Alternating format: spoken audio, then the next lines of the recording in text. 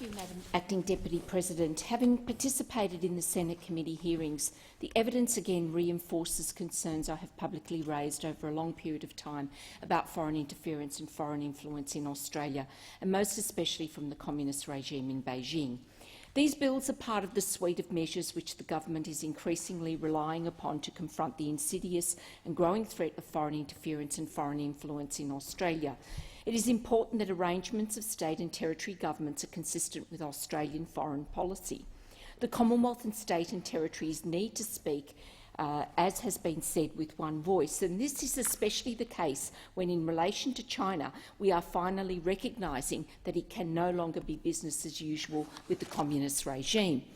Whilst there are a number of other schemes that aim to protect Australia's interests in dealing with foreign entities, they serve different purposes. However, gaps remain. One concern that I have raised repeatedly is the exemption Commonwealth, state and territory and local governments enjoy from foreign investment review. Notwithstanding the proposed major reforms to the FIRB framework, the exemption remains in place except where a government proposes to sell to a foreign government and if the subject of the sale is public infrastructure or where the interest being acquired is a national security business or national security land. These bills seek to deal with another critical gap of facilitating Commonwealth oversight of foreign arrangements entered into by states and territories and their entities. And whilst they are an important step, I do not believe that they go far enough. Following the report of the committee, the government has included a definition of institutional autonomy. This is particularly important regarding the university sector. However, I am disappointed that there hasn't been consistency by also including a definition of corporate autonomy. I have repeatedly outlined concerns regarding the operation of foreign-owned enterprises, foreign state-owned enterprises in Australia, especially where those corporations are operating commercial activities in critical sectors, critical infrastructure and, more importantly, in sectors where national security concerns exist. Arrangements with SOEs that operate on a commercial basis, including commercial leases, are not the focus of these bills. But these are the very arrangements which have given rise to public concerns. Their exclusion from this legislation affects its very credibility. I think we need to be clear with the Australian public. Arrangements with entities that operate in a democratic framework are not likely to give rise to concerns. It is those entities which operate under totalitarian regimes and have no autonomy that are of greatest concern. I have used the example of Chinese companies where corporate governance is virtually non-existent. Article 19 of China's company law states, in companies, Communist Party organisations shall, in accordance with the provisions of the Constitution of the Communist Party of China, be set up to carry out activities of the party. Companies shall provide the necessary conditions for the party organisation to carry out their activities. This puts the CCP front and centre, irrespective of whether companies operate inside or outside China. A South China Morning Post article of 3 November 2020 outlines Beijing's new plan for SOEs, citing comments by Xi Jinping that they form the economic and political foundation of China's socialist system and are a key pillar for the Communist Party's rule. They must be built stronger, better and larger, and that the sector's role cannot be negated or weakened. Indeed, Beijing calls the shots, no matter how large the corporation.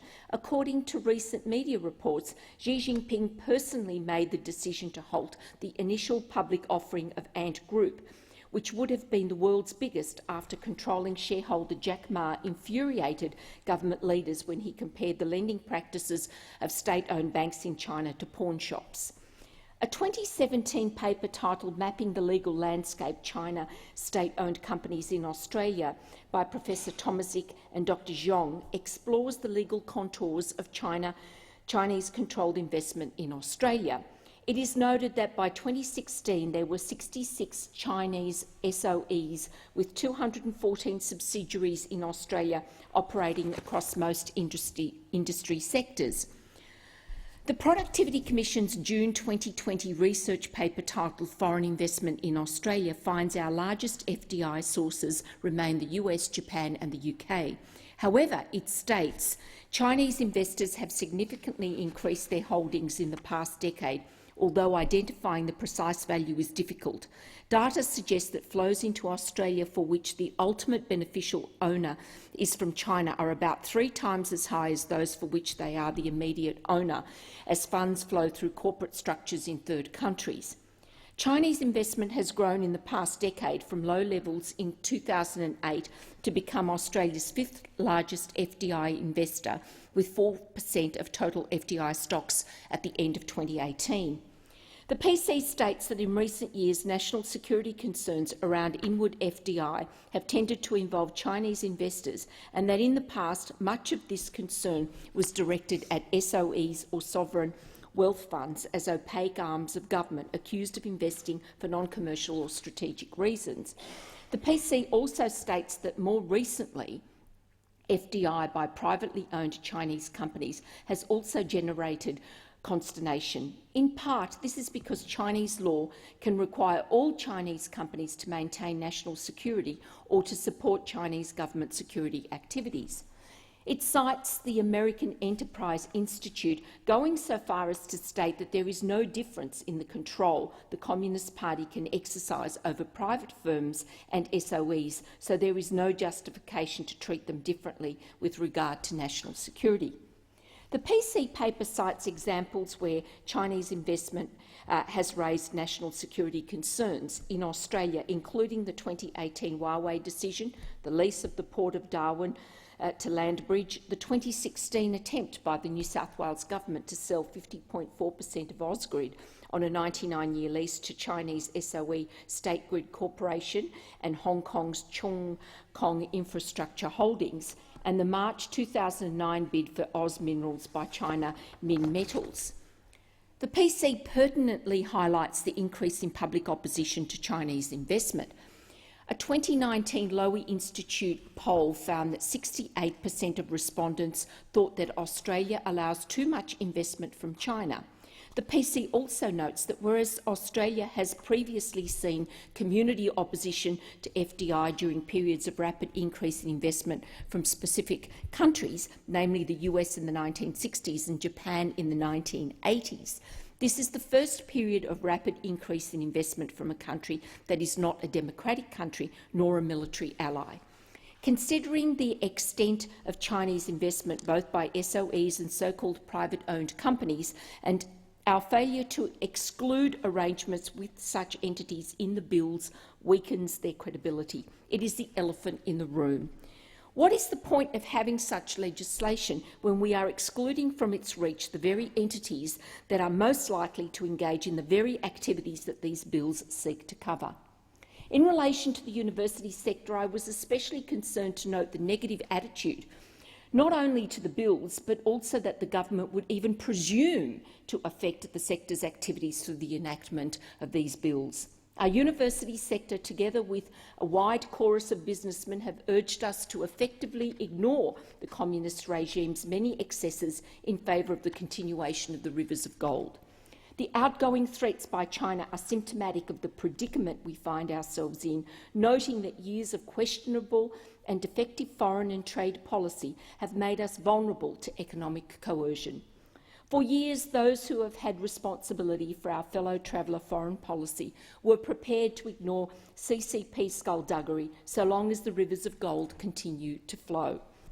This is a bad business model, and we are now paying the price for not having diversified our trade and instead concentrated 1/3 of our exports into one market. It defies basic business practice 101.